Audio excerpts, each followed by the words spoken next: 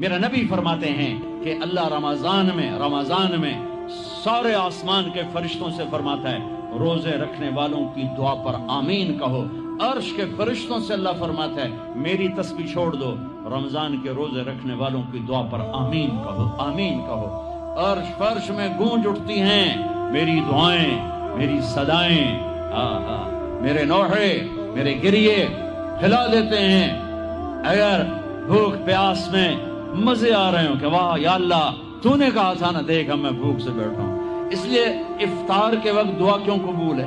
افطار کے وقت کھانا سامنے ہے، پانی سامنے ہے، اور کان لگے ہوئے ہیں سائرن کی آواز پر، تو اللہ کہتا ہے یہ فرشتے، یہ میرے بندے، کھانا بھی سامنے ہے، پانی بھی سامنے، یہ کیوں نہیں کھا رہے، یہ کیوں نہیں پی رہے؟